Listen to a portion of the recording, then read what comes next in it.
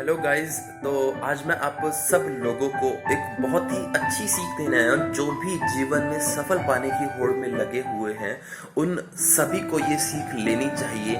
भाई, जो प्रकृति है ना, प्रकृति हमें बहुत कुछ सिखाती है यार। हमारी आंखों के आगे बहुत कुछ घटित हो रहा है, लेकिन हम फिर भी सच्चाई से अवगत नहीं हो पा रहे, सच्चाई के प्रति अवेयर नहीं हो पा रहे। यार, प्रकृति हमें कहती है कुछ भी पाना है तो जलना तो पड़ेगा। अब मैं आपको एक एग्जाम्पल के जरिए समझाता हूँ। बर्ड किंगडम का एक राजा होता है ईगल। ईगल, प्रकृति कहती है if you want to become an eagle तो जलना तो पड़ेगा।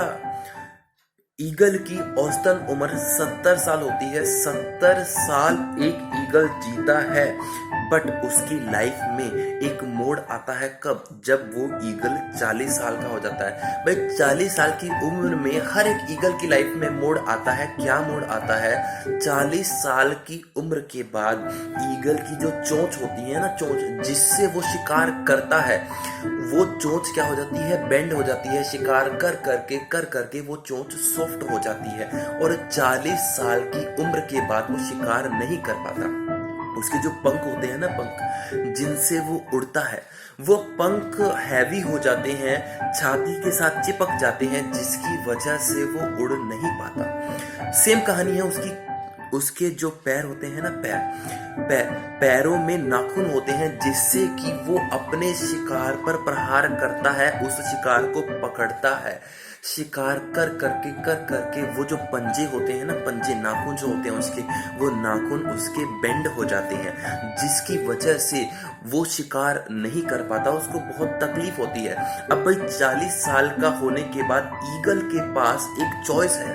भाई, या तो वो मर जाए, क्योंकि वो शिकार तो कर नहीं पा रहा, उड़ वो सकता नहीं, तो या तो वो मर जाए। लेकिन मैं आपको एक चीज बता देता हूँ, ईगल 40 साल की उम्र के बाद मरता नहीं है। वो क्या करता है? वो अपने एरिया की सबसे ऊंची चोटी पर चला जाता है।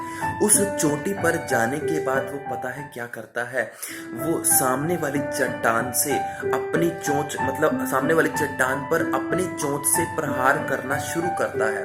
वो मारता रहता है, खून निकलने लगता है, खून से लथपथ हो जाता है, लहूलुहान हो जाता है, भयंकर उसको दर्द हो रहा होता है, लेकिन फिर भी वो मारता रहता है, क्योंकि उसको पता है प्रकृति कभी नहीं देती, करना तो हमें ही पड़ता है। सेम कहानी है उसके पंजों की।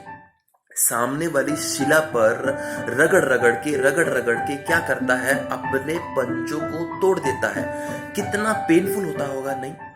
लेकिन आपको मैं बता दूं, आपको मैं सिखा दूं, हर ईगल की लाइफ में ऐसा दिन आता है। हर एक ईगल को इस दौर से गुजरना पड़ता है। पता है, कुछ टाइम बाद जब उसकी चोंच आ जाती है तो वो क्या करता है? उस चोंच से ना अपने पंखों को उखाड़ना शुरू करता है। भयंकर अनबियरेबल पेन होता होगा, नहीं? लेकिन फिर भी वो उस पेन को सहन करता है। और आपको पता है, इस प्रोसेस से हर एक ईगल को गुजरना पड़ता है। और 6 महीने के बाद उसकी चोंच नहीं आ गई, उसके पंख नहीं आ गए, उसके नाखून भी नहीं आ गए, और 6 महीने के बाद वो बिल्कुल नया ईगल बन के निकलता है और वो 30 साल और जीता है। तो मैं आपको सिखाना चाहता हूँ यार, कुछ भी पाना है तो आहुति तो देनी पड़ेगी। मैं आपको एक चीज सिखा दूं, अगर आप अपना आज कंफर्टेबल कर लोगे तो जिंदगी अनकंफर्टेबल हो जाएगी, लेकिन आज आप अपना अनकंफर्टेबल कर लोगे तो आपकी जिंदगी कंफर्टेबल हो जाएगी।